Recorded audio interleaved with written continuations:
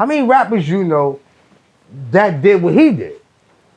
On all levels, writing raps for them, helping you out, get your family right. Like, nah, B.I., that's what he was. So how you expect me to say something that's not me? Yeah. It's not me, bro. Right. I'm not going to do that. Right. I'm sorry. If that's what you're expecting. No, I'm not going to do that. Right. My man sacrificed so much for me. He stayed in the studio for 4 hours to write a rhyme for me. What record was that? Players Anthem. Players Anthem. I wasn't a rapper.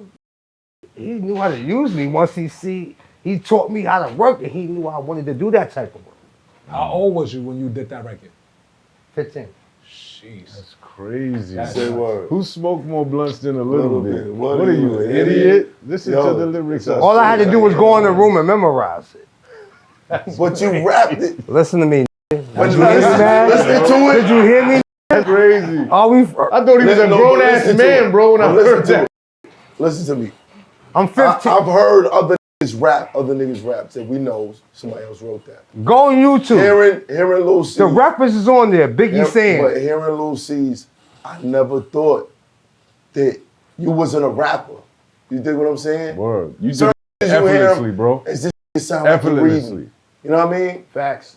Like, Facts. Even, you know, shout out to Love, but even Puff to a certain extent, when the delivery wasn't always there. He ain't deliver all the time, and I'm not afraid to say that too. That's my brother too. But from the rip, first time I heard Lil C's, I was like, yeah, he didn't deliver all the time, but he was Puff. Right. His power make him deliver. It was different, yeah. But hearing you for the first time, but he made me feel comfortable about doing that. You get what I'm saying? Right. So I ain't look at him no way. Right. The way he'd take raps, I took it. Right. But I'm taking shit from the best rapper ever.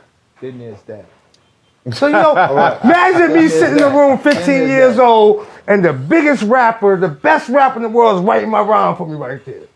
And I could go get high, I could go do shit. And the biggest rapper is sitting out there taking out his time out, his life, his situation to write me some raps to benefit me. That's fine. What about Crush on You? What about Crush on You? You wrote that too? Chills. Yeah, we're talking about something else. You're not going. But what I'm saying, understand what I'm saying though. Like, you know, like I wasn't afraid of my honesty. You know what I'm saying? Like, I'm a kid, bro. I didn't know that. Right. You know, but performing with him for 2 years before we ever came out with an album as a group, he taught me how to, you know, hold him down and hype man. And so he was actually just like he was grooming you. He was block stuff. You want to? He had a plan for you already. He was grooming me, going, all right, he know it already. He know how to rock. Were you there to see him? Were you there when he first started going on the road with Puff and Puff was being this hype man? Yeah, I did that nigga. I did one of his first shows.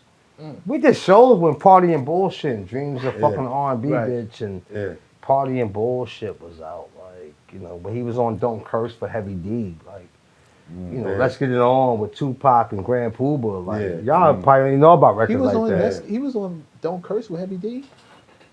I don't remember. But he was on Let's Get It On with him and Tupac. He was on a bunch of niggas. A bunch of niggas. There you go. Yeah. My bad on that. I got you. He was doing so much back then, but he was already building up that hype for him. Like, you know what I mean? Like.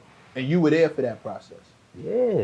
He had a bunch of young kids around him, bro. Outside of, like, you know, he was a young kid though. He was. We were all young. That's my point. He was young. Yeah. I'm 45 years old today, so I look at Big like he was a kid. He was 15, but he died at 20. You know what I'm saying? He'd have been 50. He's like he's an adult. He was a kid, but at 20, how adult are you really? At 20, like barely an adult. All right, but how adult was Big? Coming from where we come from, exactly. Back then, let me ask you something. Wait. But how adult was Big? Writing them rhymes at 20 and 21. That's everyday struggle. But that suicidal thoughts and. That's what he was a kid writing those. That's what makes it more incredible to me. You know what I'm saying? I'm not taking nothing away. Yeah, I'm saying like him, Nas, the idea that you writing grown man life that grown niggas is listening to. You not even writing no corny shit. You ain't up there like, we on the block, we shooting ops and no, you're telling about everything, politics and life and about how your man just got caught up. You're not saying his name. But you're rapping about somebody that know what you're rapping about. Right. Yeah. No, Everyday Struggle was like a movie. That's my favorite song. Every My song favorite Big Biggie made record was like ever. a fucking movie, Everyday bro. Struggle. Hell yeah. Cause I one day I asked him, I was like, nigga, what made you think about that? What you talking about? That nigga made me read the dictionary. I'm lying to y'all. Cause I had to learn some shit he was saying. I was like, yo, what the fuck you talking about? I don't know what you're saying. I don't know that, but you don't want to say that to him. I don't want to say, ask him, yo, bro, what you talking about? Yeah. Right. So you want to go back and read it and go, damn, my nigga, that was hard. You was talking about that. Yeah. Like, you know what I'm saying? Like, because I was a fan outside of him being my brother. You know, he wasn't even like my brother. Let me tell you something. It was like my father. He was my uncle. he was everything on that because I could do everything with him. I could smoke with him. I could fuck some chicks with him. And then he'd also protect me like he was my father too, though. Like when shit going down in clubs and I was that freak Nick at 14 years old. Yeah, I'm at freak Nick, nigga. Impact in Miami. And he's like, yo, hold on to my shirt. And all I had to do was hold on to the nigga's shirt. Well, I'm smoking still at that. Pass that shit. Come on, let's get out of here. I kid you not, man. But God will strike me dead if I'm lying. Wow. But I've been there that long. But I go so hard for him like that because I want people to know who he was. Because outside of him being a rapper, nah, man, he was that guy. He was just a person, my nigga. He stood up for not just his borough. He stood up for Brooklyn. Niggas know that. But I'm talking about nigga, the city. He wanted to represent that. Like, you know what I mean? But he was a kid. He was 24.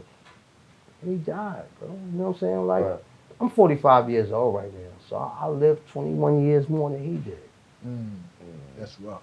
So I look at it a little different. I'm like, damn, man, I wish he was here or what would he be if he was here now? And you know what I'm saying? Like, but his mind state and, you know, he was the boss, man. He knew what he wanted to do. He knew how he wanted to orchestrate it. He was organized. You know what I'm saying? Like, it's different. And that's the shit that still bothers me to this day. So you was there for the studio sessions and all that in the beginning. And then him signing with Puff. Did he confide in you in those things like, yo, I think I'm gonna do this, I think I'm gonna do that, da, da, da. Yeah. I knew everything that was going on. I was hands-on on everything.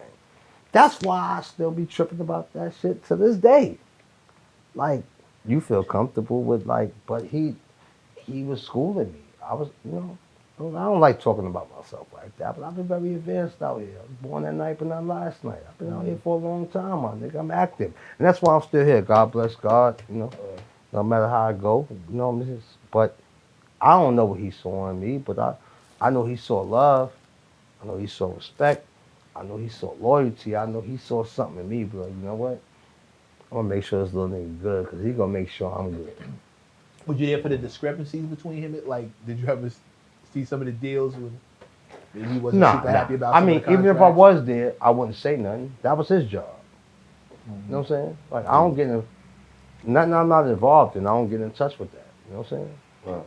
Nah, it's not my job to tell that man how to run his business. No, not like that. But No, who but knows like- what your level of involvement would be if he Right. trusts you? Like My job is, if he on, I'm on.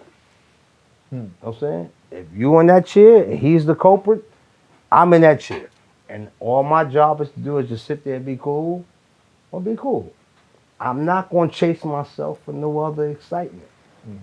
I'm going to respect my brother's position. You know what I'm saying? And whatever position he want to put me in, I'm going to stay on that. That's it. There's nothing else. We ain't had to discuss nothing.